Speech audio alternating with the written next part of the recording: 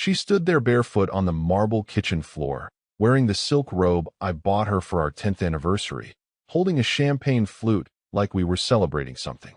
It was 7:18 in the morning, a Monday. I still remember the time because I had just put on my watch, ready to head to work, when I turned the corner and saw her like that, smiling at her phone, her hair still tousled from bed, but clearly not from sleeping alone. Madison never drank in the morning. She didn't even flinch when I walked in, just looked up slowly and said, "Oh, you're still here." No kiss, no good morning, just that. "You're still here." Something shifted inside me right then, like a steel wire snapping in my chest. Not loud, not dramatic, just a quiet snap. And I knew. I didn't have proof. I didn't need any. That tone, that look, she had already moved on. I was just furniture she hadn't tossed yet. "Early meeting?" I asked, keeping my voice steady. She sipped from her glass and shrugged. "Not really. I just felt like dressing up for myself." Her robe slipped slightly as she leaned on the counter, and I caught the faintest outline of a hickey just above her collarbone. A hickey, like we were 17 again. Except she wasn't 17.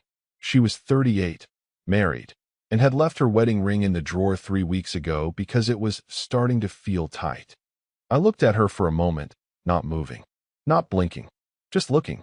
I'd known Madison for 15 years, married for 13. Through all our fights, cold wars, silences, and reconciliations, I had never seen her like this.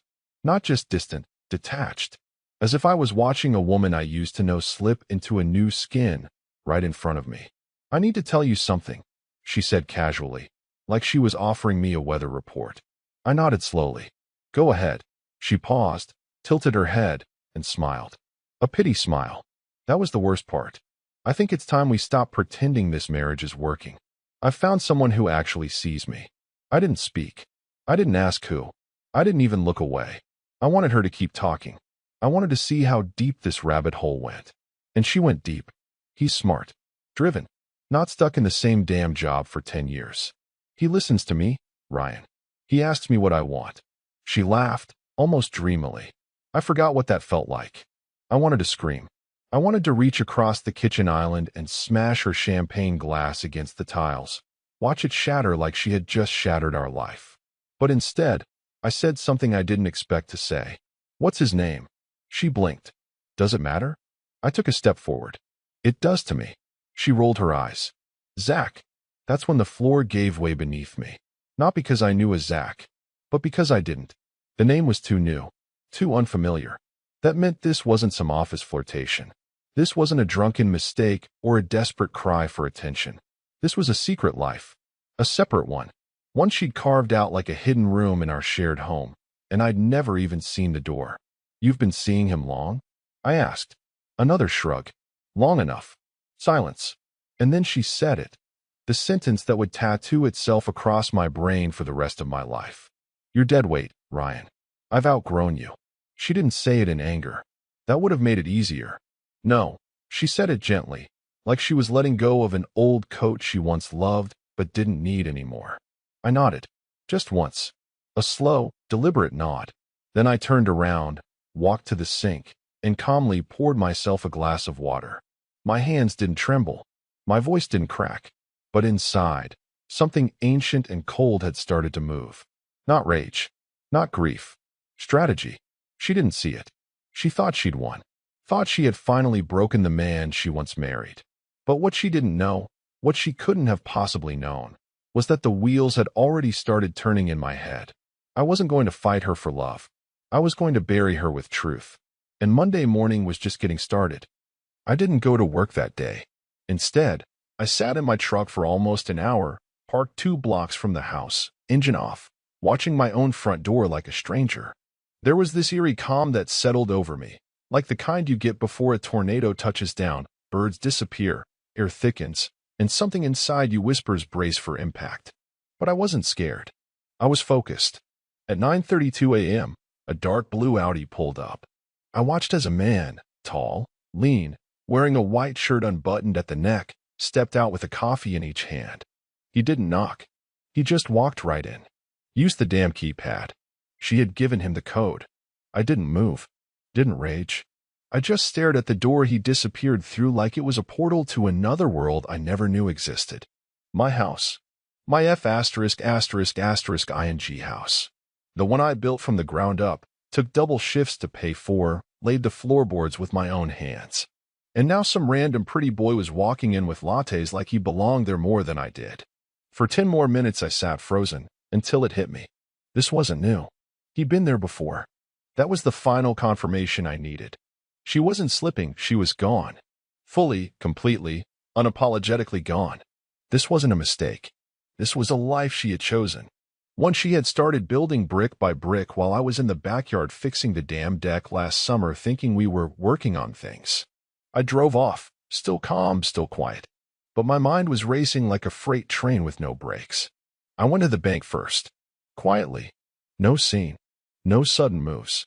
I asked the manager to print out the past 6 months of statements from our joint account. When he handed me that thick stack of paper, I already knew what I'd find. I just didn't know how much I'd find. I took them to my brother's garage. He runs a detailing shop out in Ridgeville. Locked myself in his office, turned off my phone, and started going through them line by line. And Jesus, it was all there. Hundreds at fancy restaurants I'd never heard of. Spa appointments in the middle of weekdays when she was at yoga. Hotel charges. Even a plane ticket to Miami booked under her name and one Z. Callahan. That name again. Zach. It was like peeling back the skin of a snake only to find another snake inside. But the worst part, the thing that nearly broke the calm I was clinging to, was the charge for jewelry. Not for me. Not for anything I'd seen on her. It was from a boutique in Charleston. I Googled it. Custom pieces. Engraved. Romantic. One of a kind. So she wasn't just cheating. She was spoiling him. She was using our money to buy his affection. Something about that shifted the temperature inside me. Not a breakdown. Not a meltdown. Just a reset. Like my blood turned colder, denser. Everything felt slower. Sharper.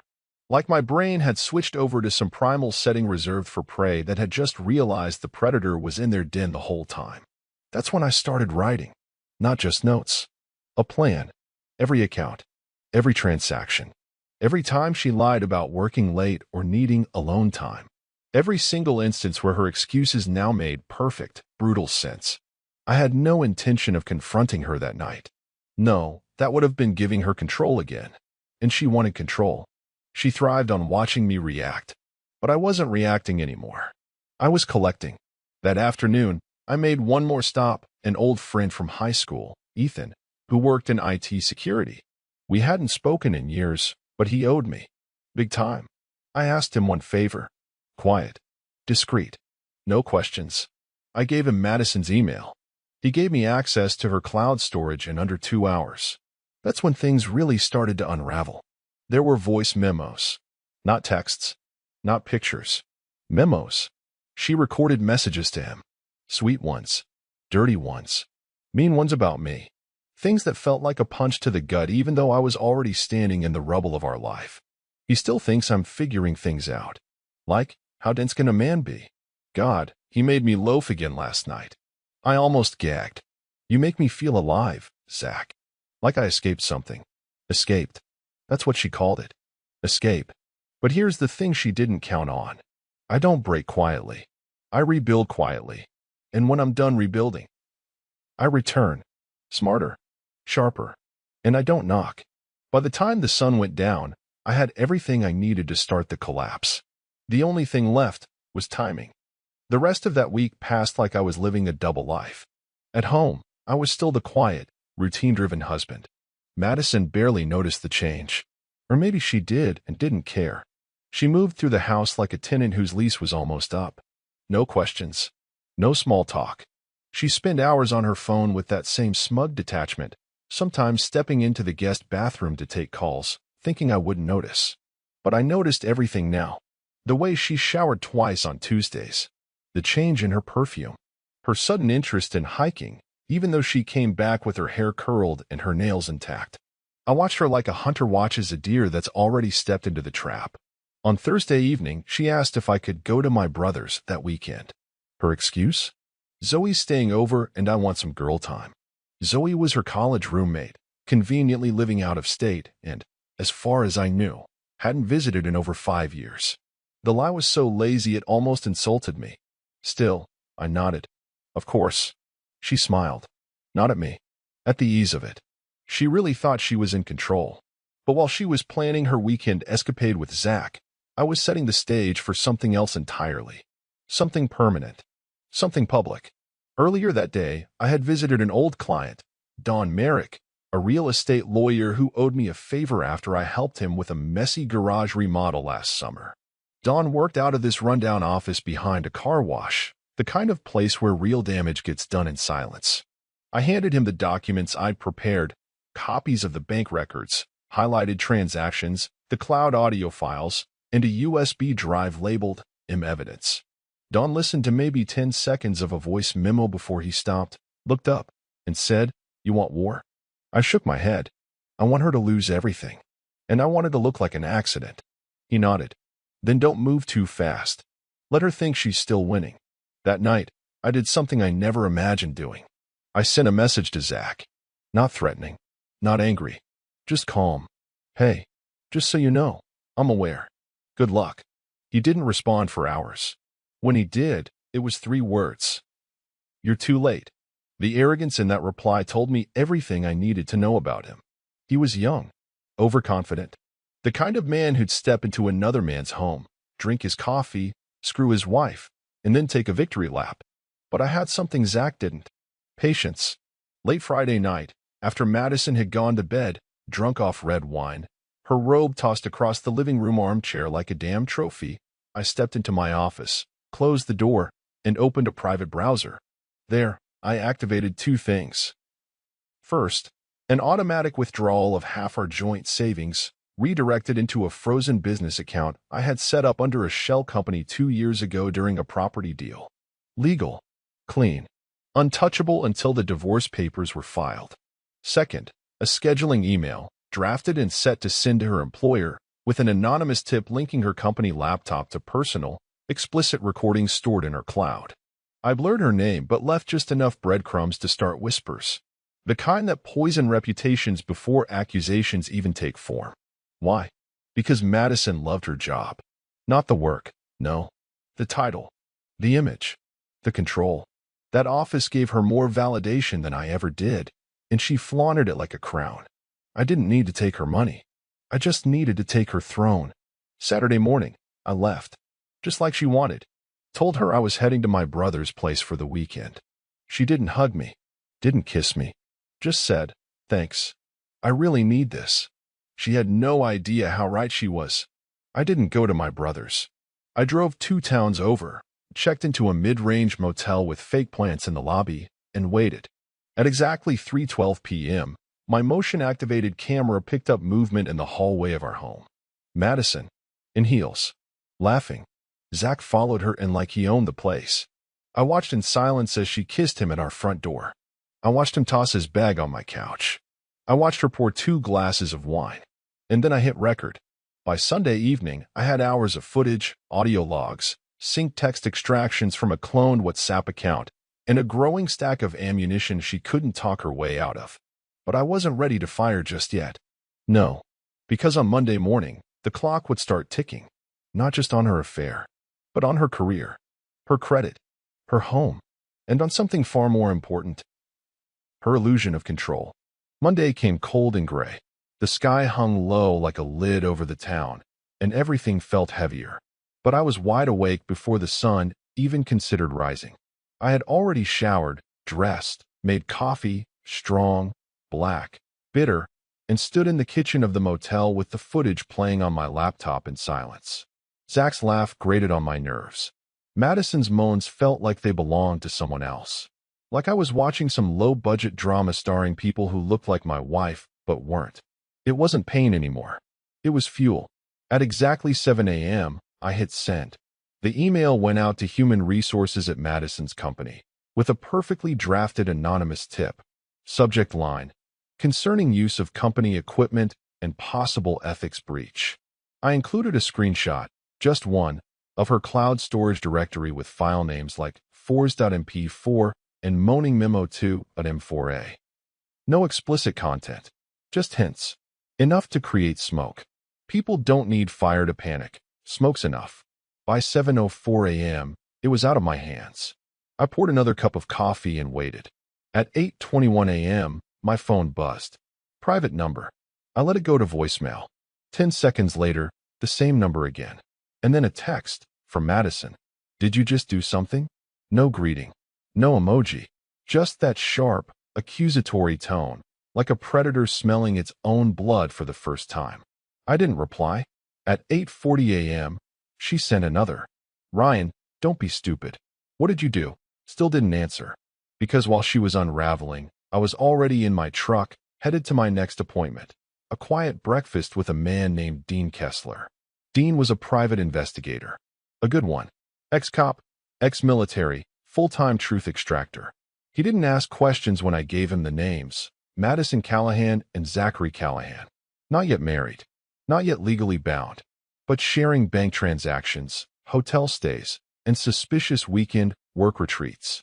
I handed Dean a flash drive, a retainer, and one instruction. I want their past, present, and what they're trying to build. He nodded once and said, give me 3 days. I gave him 2. By 9:15 a.m., I was back at the motel, and my phone was vibrating nonstop. Madison, then her assistant, then an unknown number from her company's headquarters in Denver. I smiled and powered it off. She had no idea where I was. She probably imagined me sitting at my brother's kitchen table, fumbling over a hammer and watching SportsCenter. That's what I used to do. That's what she counted on me doing. But I was rewriting the script. At noon, I turned my phone back on. 42 missed calls. 12 voicemails. 8 texts. The last message froze me for a second. They've suspended me. I'm being investigated. Why are you doing this? Not what's happening. Not I'm sorry. Just why are you doing this? The arrogance. The entitlement. As if consequences were some abstract concept that happened to other people. I still didn't answer. Instead, I opened a new document on my laptop, a spreadsheet titled Dominoes. On one side, everything I was taking from her. On the other, how I would make her think she was losing them by chance. The goal wasn't rage. It was confusion, misalignment, doubt. I wanted her wondering what was happening, how, when, and from where. Madison was sharp, but she was also cocky. And cocky people don't see traps. They walk right into them thinking they're invitations. That evening, I called Ethan again. I need to trigger the backup profile, I said. You sure? That'll mirror her phone activity for about 24 hours. It's riskier. I'm sure. 30 minutes later, I had it. Text logs. Live. As they came in. That night, she messaged Zach. HR got a tip. They say I've been using company resources for personal recordings. They're pulling my login history. Did your idiot husband do that? Who else would? Relax. He's bluffing. He's not that smart. That was the last sentence she sent before midnight. She had no idea I was reading every word. She thought she was being hunted by a man still crying into a beer. But I wasn't crying. I wasn't drinking. I was watching the ice crack under her feet and waiting for her next step. Because the next move was hers. And she'd never see where it led. Tuesday morning hit like a bullet between the eyes. I was already awake before dawn, sitting on the edge of the motel bed, the laptop open in front of me, her messages streaming in like a confession booth with no priest to forgive her. The mirrored text app Ethan set up worked perfectly. Every word Madison typed to Zach, every emoji, every passive-aggressive swipe at me, it all poured in, unfiltered. And Zach? He was getting nervous. He sent her a message at 6:03 a.m. You need to get ahead of this. Tell them it's a prank. Or a misunderstanding. You don't understand. They brought up the compliance clause. That one made me chuckle. See, Madison's contract had a clause buried in legal jargon. I remember because I helped her prepare for her final interview 4 years ago. She was drunk the night before, freaking out over the executive panel. I printed out the job packet and read the fine print while she fell asleep with her laptop open. That clause stated that any employee found using company resources for explicit content, whether created, shared, or stored, was subject to immediate termination and full review of severance. I never forgot that sentence. Even when she did. She was one signature away from being erased from that company. I'd planted just enough to light the fuse, but not so much that it traced directly back to me. Smoke and shadows. Just enough to make them suspicious, not certain. Now I needed her distracted, rattled. And nothing rattles Madison more than being ignored. So I turned off read receipts on my phone, then unmuted her number. At 6:41 a.m., she called. I answered this time. Silence on the line for 2 whole seconds. Then, her voice, tight, sharp, venom-laced. Are you seriously trying to sabotage my career? No, I said calmly. I'm watching it sabotage itself. She exploded. Don't play games, Ryan. I don't know what the hell you think you're doing, but this is war. You want to ruin me? You think you'll come out of this clean? I took a sip of coffee, slow and deliberate. No, Madison. I don't want to ruin you. I want you to understand what it feels like to be betrayed, blindsided, humiliated. Her voice dipped to a hiss.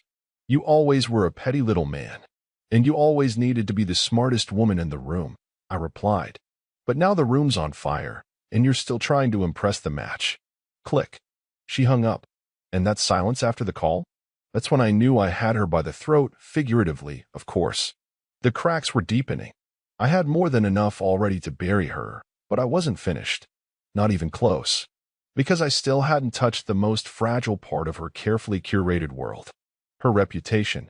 Madison was an influencer of sorts. Not the dancing on TikTok kind. No, she peddled a brand. Empowered executive woman. She posted photos with filtered sunlight through tall office windows, quotes from Brené Brown and Maya Angelou, and captions like building empires, not excuses. Her followers adored her. She hosted webinars, did speaking engagements, wrote long posts about leadership and authenticity, all while she was sleeping with a man-child behind her husband's back and paying for hotel rooms with a card that had both our names on it. And so, I prepped the next move. I created a fake email address. Something clean. Something anonymous. And I drafted a message to the organizers of her next speaking engagement, scheduled for Thursday. I didn't include any footage. Not yet. Just a warning. A whisper. You may want to reevaluate Ms. Madison Callahan's inclusion in your event. Recent internal concerns have surfaced regarding her ethics and behavior that could reflect poorly on your brand. For details, search her name on TikTok. You'll see why soon. No link. No proof. Just enough to plant a seed. Because Madison's empire didn't need a bomb to collapse. It just needed doubt. I had sinned. Then I did something I hadn't done in years. I shaved. Clean. Put on a crisp shirt. Slacks. I wasn't going to war in sweatpants. This wasn't rage anymore. This was surgical. By midday, Ethan sent another message. You were right. Zach's married. Wife's name is Kelly. 2 kids. Lives 1 city over. I blinked at the screen. Of course. Of course. That smug little bastard had his own double life, just like Madison. They were each other's mirror. Selfish. Entitled. Cruel. And now I had another piece of the puzzle. I told Ethan to dig into Kelly. Socials. Career. Anything I could use. If Zach was risking his marriage, I wanted to see what the stakes were. Maybe I'd even introduce myself to her. After all, we had something in common now. By sunset, Madison's account went private. Her last post had over 300 comments. Most were confused. A few hinted at scandal. And in her messages to Zach, she was crumbling. This is bigger than I thought. I think he is help. We need to go silent for a while. Too late, sweetheart. This train had already left the station, and it was dragging everything behind it. And I hadn't even pulled the emergency brake yet. Wednesday, day 3. The day Madison stopped pretending she wasn't afraid. It started early. At 6:12 a.m., she called again. I was already at a diner 2 towns over, sipping burnt coffee and watching a waitress with tired eyes refill mugs for a crowd of mechanics and construction guys. My phone vibrated on the table. I didn't answer. Just watched the screen light up, her name dancing across it like a warning. Then came the voicemail. Her voice wasn't angry this time. It was tight, measured, almost careful. Ryan, I don't know what you're trying to do here, but I think we should talk. I'm willing to have a civil conversation if that's what you want. You've made your point. Please call me. I stared at my phone like it was a corpse I didn't want to bury. That's what scared her the most. Silence. Not shouting. Not threats. Just cold, calculated distance. I let the message sit and went back to my eggs. At 8:47 a.m., I got another call, this one from Don Merrick, my lawyer. He'd reviewed the materials again, and he had a voice that morning like someone holding back a grin. "Ryan," he said, "this is open and shut. You've got financial infidelity, emotional abuse, reputation risk, cohabitation proof, and if the footage lines up with the property's title." "It does," I cut in. "The house is in my name. Bought it before the marriage." She signed off on the prenuptial clause that excludes it unless we had kids. "Which you don't." "Correct." He sighed, impressed. "This is surgical." I didn't respond. I didn't feel proud. I didn't feel much at all. Just focused. "Want me to file Friday?" he asked. "Not yet.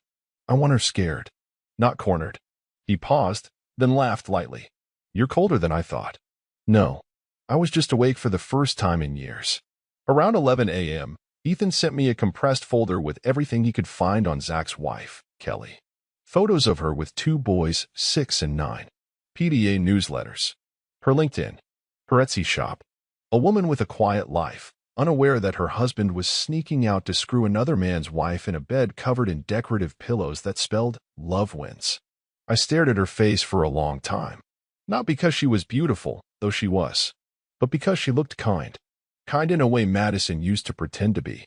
At noon, I made the decision. I wrote Kelly a letter. Not an email. A letter. Handwritten. Sealed in an envelope with no return address. I kept it short. Honest. Polite. I didn't include the footage. Just enough detail for her to know I wasn't guessing. "My name is Ryan. I'm married to Madison Callahan. I believe your husband Zach has been having a physical and emotional affair with my wife for several months. I don't know you, and I'm not trying to hurt you, but I thought you deserved to know what's been happening behind your back. If you'd like proof, I have it. You can reach me at this number. No pressure. Just the truth." Then I drove it to her neighborhood, walked it to her porch, left it under the flower pot beside her welcome mat. Zach had no idea what was coming. By 2:30 p.m., Madison's HR department released a statement that pending review of conduct, Ms. Callahan will not be participating in Thursday's event. She posted nothing, said nothing. She was crumbling. And then, at 3:14 p.m., the one domino I hadn't planned for, Kelly called. I stared at her name on my phone, my stomach a mess of nerves I didn't know I still had. I answered. Her voice was steady, a little shaky, but calm. "Is this Ryan?" "Yes. This is Kelly. I got your letter." Silence. Then, softly, "Tell me everything." And I did. 21 minutes. I didn't dramatize. I didn't editorialize. I just told her what I knew, what I'd seen, and how long it had been happening. She didn't cry, didn't scream, just breathed heavily like she was trying to stay above water. When I finished, she said something that changed everything. "He told me you were abusive." I blinked. "What?" "He said you were controlling, that she was afraid of you. That's why she couldn't leave yet." I went still. Madison had weaponized my silence, used my calm as a narrative, turned me into the monster so she could play victim in her twisted affair. "That's not true," I said, my voice hollow. "I know," Kelly replied. "You don't sound like a monster. You sound like a man who finally opened his eyes." Another pause. "Can I see the footage?" she asked. I hesitated. "Yes, but it's graphic. I need to see it. I need to know." I sent her the folder. 10 minutes later, she texted. "Thank you. I'm going to break him like he broke me." I didn't reply. I didn't need to. 2 hours later, I saw Madison pacing in our driveway on the security feed, phone clutched to her chest, muttering to herself like the world was slipping through her fingers. Zach didn't show up that night. She stayed up until past midnight, checking her phone every 5 minutes. She had no idea, but I had lit a second fire. And this one was personal. Thursday began with a new kind of silence. Not the cold, empty kind I'd grown used to over the past year, the kind that sat between us at dinner like a third chair no one wanted to acknowledge. No, this silence was charged. Electric. Like the moment before a lightning strike when the whole sky holds its breath. At 6:03 a.m., Madison sent me a single text. "Are you going to ruin everything?" I didn't answer. She followed it with another. "Can we talk? In person." Still nothing from me. Because I wasn't done watching her fall apart yet. Instead, I logged into the shared storage from Ethan's setup. A new recording had auto-synced from her phone the night before. Just audio. Poor quality. A 22-minute voice memo recorded while she paced around our bedroom. I put in my earbuds and listened. It was her voice. Talking to herself. Not Zach. Not a friend. Just the empty room. I can't believe this is happening, she muttered. Everything was under control. He was supposed to fall apart, not play chess behind my back. Jesus, I should have ended it months ago. She paused. I heard drawers opening. Papers shuffling. Ryan always looked at me like I was fragile. Like I couldn't survive on my own. But I was building a way out. Zach was supposed to be that way out. He said he had a plan. He said he'd leave her. Another silence. Then a soft laugh, bitter and tired. And now Kelly knows. I can't call her. She blocked me. Of course she did. He's not even answering. What if he flips it on me? She threw something. A dull thud against the wall. Maybe his shoe. I should have just drained the accounts and vanished. He's going to bury me. I know it. I know it. I paused the audio. She was right. But not yet. Not until the final piece was in place. At 9:40 a.m., Don called. The packet's ready. I drove across town to his office. He slid a thick manila envelope across the desk, divorce documents, full asset analysis, digital evidence cataloged and indexed. Everything clean, airtight, and prepped for court. I've never seen anything like this, he muttered, flipping through the stack again. You've got her in 6 different forms of breach. She has no leverage. She won't get a cent. She won't fight, I said. He raised a brow. How do you know? I looked him in the eye. Because I'm not giving her a battlefield. I'm giving her a choice. I left Don's office with the envelope under my arm and a pit in my stomach. Not guilt. Not hesitation. Just the weight of finality. Then I drove home. I parked around the corner like I had earlier that week. Waited. Watched. At 11:18 a.m., Madison came out to the porch in yoga pants and a hoodie, pacing, phone pressed to her ear. No Zach. No smile. No mask. She looked like a woman unraveling from the inside. When I finally stepped onto the porch, her head snapped up like I'd startled prey. You're here, she breathed. I am. She opened her mouth like she had a script ready. Maybe some manipulative line about memories, second chances, or how we used to be. But I didn't give her the chance. I held out the envelope. Her eyes dropped to it, and her face lost all color. Is this what I think it is? No, I said. It's everything you didn't think I'd find. She didn't take it. Just stood there, trembling slightly, lips parted like she was trying to find the right lie. Ryan, please. We don't have to. We do, I said sharply. Because you already did. You lit the fire, Madison. All I did was hand you the gasoline. Her hands balled into fists. You're punishing me for not loving you anymore. I almost laughed. This isn't about love. This is about respect. And you burned that to the ground the second you invited another man into my house. Into my bed. I made mistakes. No, I cut in. Mistakes are accidents. This was deliberate. Repeated. Documented. She backed up a step, eyes darting toward the front door like she wanted to run inside and slam it shut. But it wasn't her door anymore. She hadn't paid a dime toward the mortgage in 8 months. I took a deep breath. You have 2 options. Sign the papers. Walk away. Or we go to court. I won't negotiate. I won't settle. And I will not protect your name from the fallout. She looked at the envelope again, like it might burn her fingers. Her voice cracked. He's gone. Zach. He blocked me. I said nothing. Her voice dropped to a whisper. You told her, didn't you? Yes. She swayed slightly, like she'd been gut-punched. For the first time in 15 years, I saw her completely, utterly lost. I turned to leave. Ryan, she called out weakly. I stopped but didn't turn around. I never thought you'd do this. That made me turn.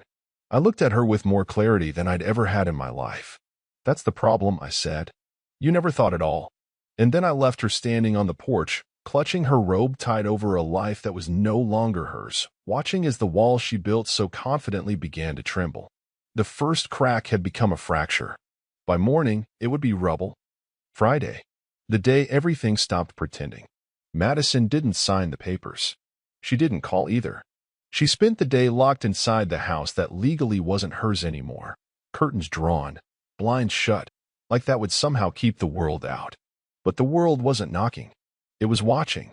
And the pressure was building like steam in a rusted tank. At 7:46 a.m., I received a call from Dawn. She hasn't responded. I figured, I said. She's stalling. Probably thinks you'll blink. I smirked. I don't blink anymore. He chuckled low. You want me to file anyway? Wait. One more move. Then we hit her with everything. Because I still had one card left. A card that didn't come from lawyers or surveillance or mirror devices. It came from history. See, Madison had made a mistake months ago. A small one. Stupid, even.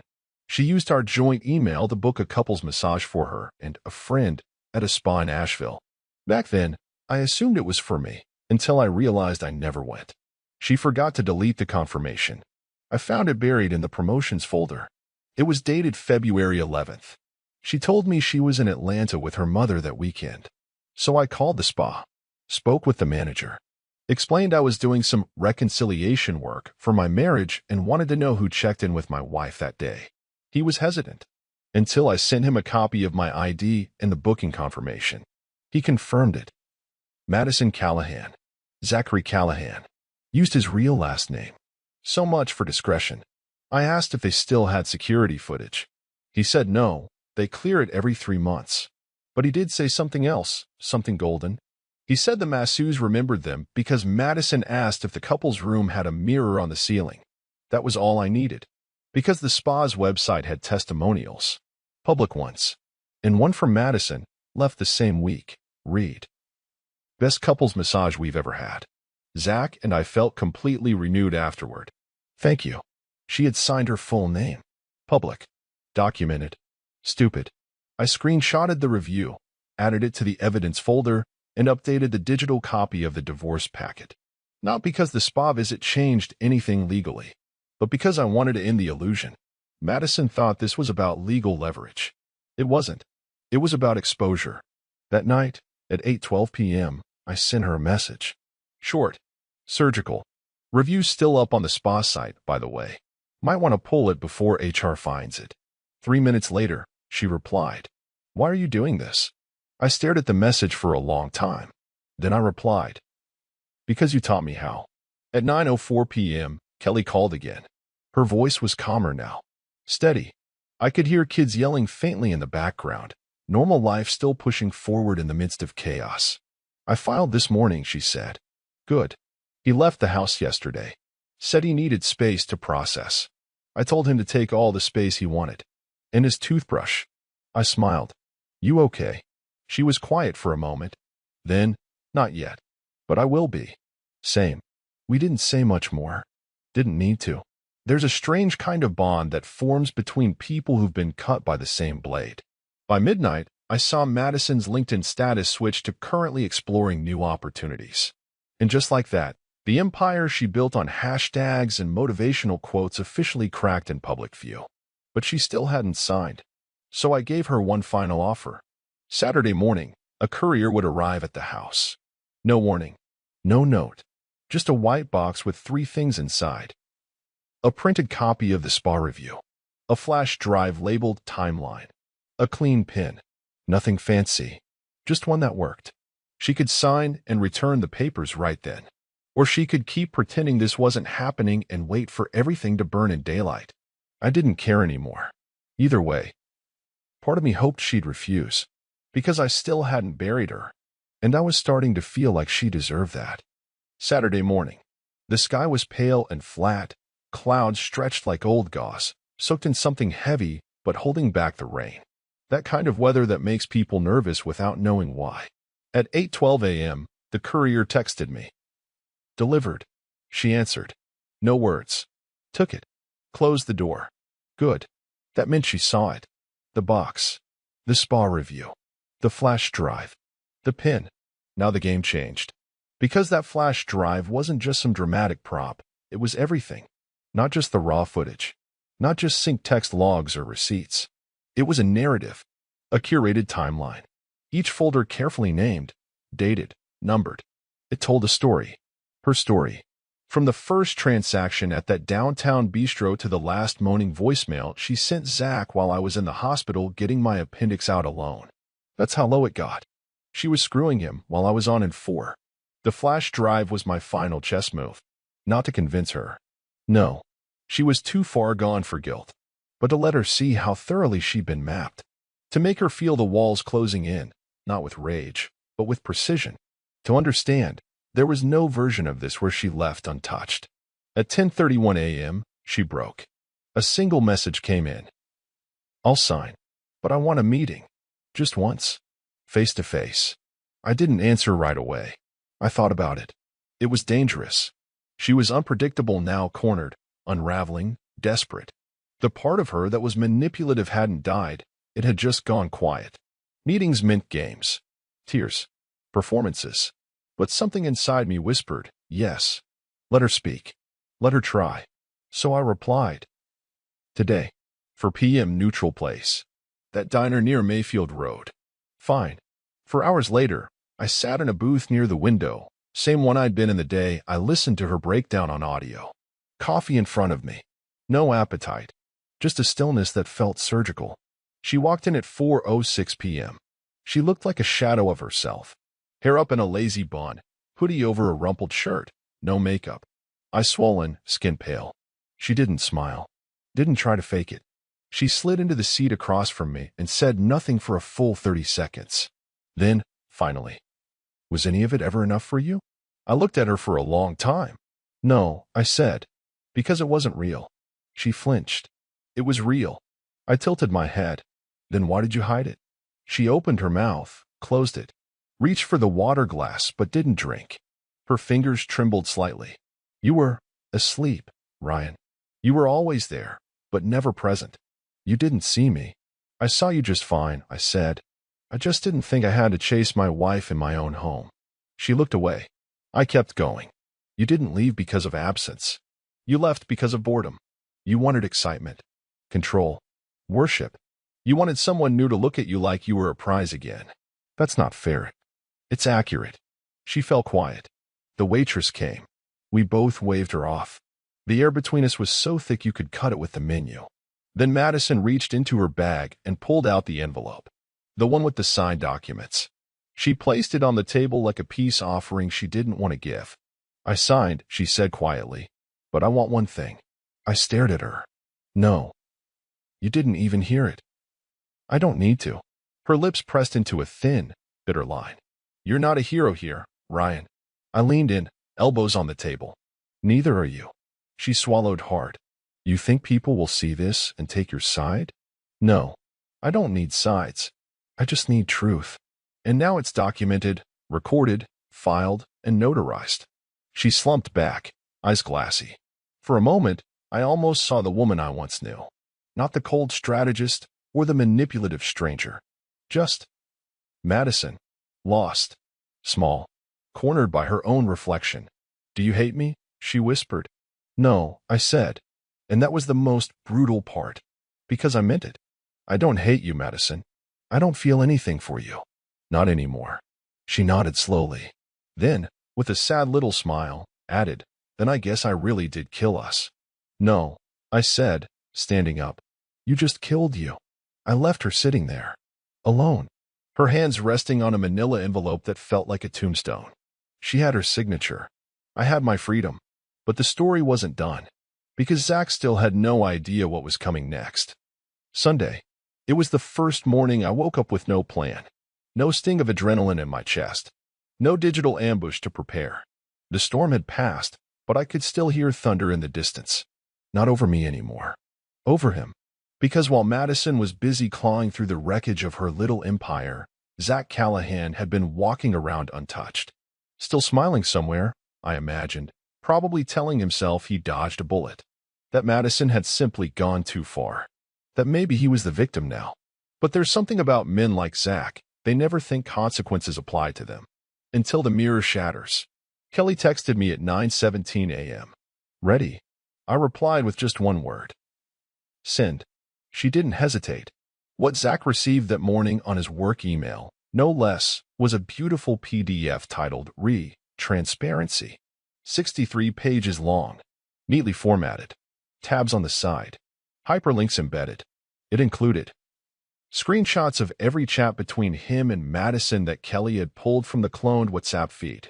3 short video clips from my house, with Madison very much not alone. Transaction logs showing his use of their shared Amex to pay for hotel nights that corresponded with the footage timestamps. And a final page, an official intent to divorce signed by Kelly and filed on Friday afternoon, waiting to be served Monday morning. No words, just facts. Kelly and I had agreed on everything. No dramatics, no revenge porn, no public scenes, just exposure, plain and clinical. The way cockroaches hate the light. At 10:04 a.m., Zach called Madison. I watched it in real time on the mirrored feed. She didn't answer. So he tried again. Then again. Finally, she picked up. Her voice, tired. Flat. What? What the hell did you do? He snapped. She knows everything. I didn't tell her. Ryan must have. Don't put this on him, Zach hissed. You recorded us. You let him track you. You were sloppy. I almost laughed. You were sloppy. As if he wasn't in the videos too. As if she'd tricked him into cheating on his wife like a helpless passenger. You promised this wouldn't get messy, he said. You said he was weak.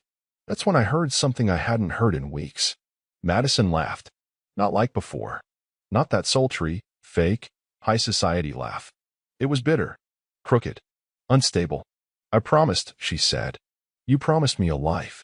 You told me you were leaving Kelly. You said we were building something. Zach was quiet. Then, I never said when. Another silence. Then a sound I didn't expect. She started crying. Not gentle, mascara-run movie tears. Ragged sobs. Like her insides were finally catching up with the collapse on the outside. I gave up everything, she choked. For you. No one asked you to, he said coldly. I'm out, Madison. Don't contact me again. Click. He hung up. I sat in my motel room, still not ready to go back to that house, and watched the text feed go still. No follow-up. No apology. Just dead air. The final thread had snapped. And Madison was alone. Truly alone. No backup plan. No escape hatch. No lover waiting in the wings. Just herself, and the wreckage she'd handcrafted with such care. At 2:30 p.m., Kelly called. I dropped the boys off at my sister's, she said calmly. It's done. How's he taking it? Furious. Cornered. Embarrassed. But mostly quiet. That's good. She hesitated. Then, you sure you're okay? I looked out the window at the empty parking lot. Thought about it. No, I said. But I'm getting there. She paused. Me too. We didn't say anything else. But we didn't hang up either. For a while, we just listened to each other breathe. Later that night, Madison texted me again. Just 2 words. You win. I stared at it for a long time, then turned off my phone and went outside, where the air was cool and the silence finally felt clean. Because this was never about winning. It was about surviving. And for the first time in months, I finally felt alive. Monday. It didn't feel like an ending. It felt like something colder, something deeper, like standing at the edge of a cliff, not to jump, but just to stare, down at everything that had fallen, down at what I'd buried. I returned to the house. The door was locked. Not in a defensive way. Just habit, I guess. Her car wasn't in the driveway. The porch was clean. That ridiculous welcome mat she insisted on, this is our happy place, was gone. For a second, I wondered if she'd taken it with her. Probably not. It likely ended up in a dumpster behind some gas station. Inside, the house felt vacated. Half a life peeled off the walls. Her vanity mirror upstairs was bare. Empty hooks. The closet stripped on her side. Even the scent was gone. Whatever overpriced essential oil she used to spray around the pillows had been replaced with that stale, metallic emptiness you only get in abandoned hotel rooms. I didn't feel triumphant. I felt finished. Until I got to the kitchen table. That's where I saw it. A yellow envelope. Thick. Unmarked. No return address. Inside, a printed letter. For pages. Neatly stapled. The handwriting? Hers. It wasn't rage-filled. It wasn't even bitter. It was something worse. It was delusional. Ryan. I know you won't believe this, but none of this was supposed to happen this way. I started writing this when things first started falling apart. Maybe I should have sent it earlier. Maybe it wouldn't have changed anything. But I needed you to understand that it wasn't all fake. You say I betrayed you, but the truth is you left first. You disappeared, little by little. Every day you came home tired, emotionally unavailable, content to exist instead of live. I begged for attention in quiet ways. I tried to tell you, but you were always too busy, too numb. I didn't cheat for thrills. I cheated because I was already living like a ghost. I stopped reading. You left first. That line echoed like gunfire. Was that her justification? That my silence forced her into Zach's bed? I took a breath. Kept reading. Zach wasn't meant to be permanent. He was a mirror, not a plan. He told me I was beautiful when I hadn't heard that from you in years. He asked about my day. He remembered what color I painted my toes.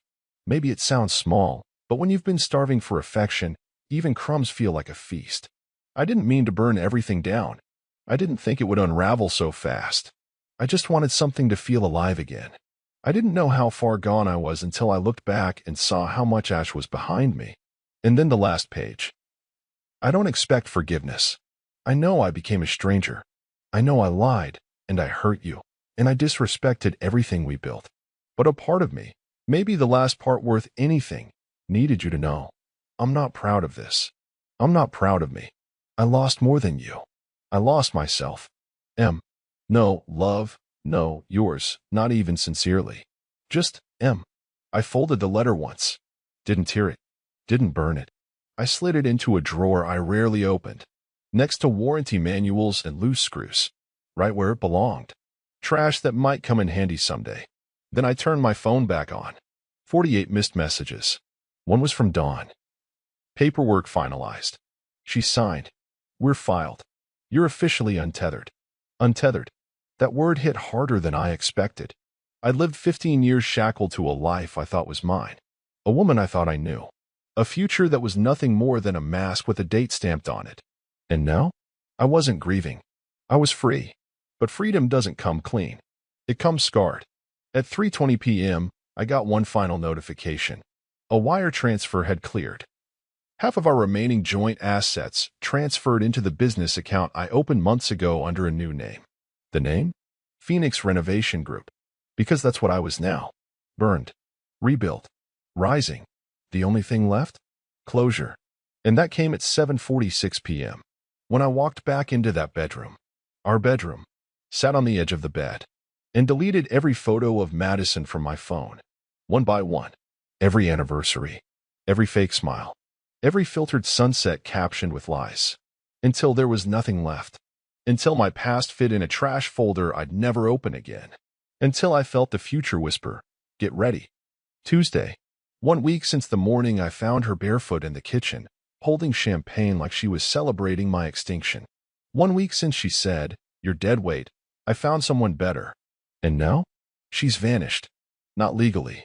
I know where she is, some overpriced apartment downtown, still paying off her Audi, probably Googling freelance coaching gigs and searching for some online course that'll rebuild her personal brand. But spiritually, emotionally, she's gone. She hasn't posted anything since Friday. Her LinkedIn is dark. The speaking engagement's canceled. Her networking circle has already started whispering behind her back. People don't like scandal. They like distance from it. One by one, her little empire of motivational garbage is crumbling. And Zach? Kelly moved fast. Her lawyer served him at work. Right in the middle of a team huddle, surrounded by junior analysts who probably used to envy his confidence. She said he didn't say a word, just took the envelope, sat down, and stared at it like it was written in another language. 2 hours later, his Instagram went private. Then his Facebook disappeared. Then silence. The predators had become prey. And I wasn't angry anymore. I wasn't even satisfied. I was just clear. For the first time in years, I saw every corner of my life without fog, without pretending, without compromise. I finally went back to the house, not just to pick up my things, but to reclaim it. I walked through every room, touched every wall. It didn't feel haunted anymore. It felt empty. And emptiness, I realized, is just space waiting to be rebuilt. So I started small, cleaned out the kitchen, removed every wine glass, every trace of that lavender crap she sprayed on the pillows. I even repainted the bedroom wall, white, fresh, cold. A reset. Later that afternoon, I went to the backyard. The old swing she used to sit on while talking to Zach? I took it down. The fire pit we never used because she didn't like the smoke? I lit it. Burned the leftover pictures. Every anniversary card. Every souvenir from fake vacations. Watched them crumble, one by one, into soft orange flakes. And then I stood in silence as the smoke curled into the sky and disappeared. That night, Kelly texted me. How are you really? I thought about it. About the wreckage. The betrayal. The surveillance. The fire. And then I typed, I feel light. She replied with a single heart emoji. I stared at it for a long time. Didn't respond. Just smiled. Not out of romance. Not out of revenge. Just because I'd survived. Truly survived. Madison thought I would rage. She thought I would beg. She thought I would shatter. But I didn't break. I shifted. Quietly. Strategically. And now? I wasn't just a man with nothing left to lose. I was a man with nothing left to fake. So here's my advice to anyone reading this, to anyone with that feeling in your gut that something's wrong. Trust it. Don't yell. Don't chase. Don't beg. Just open your eyes. And let the truth do what it always does. Burn away the bullshit. Until all that's left is you.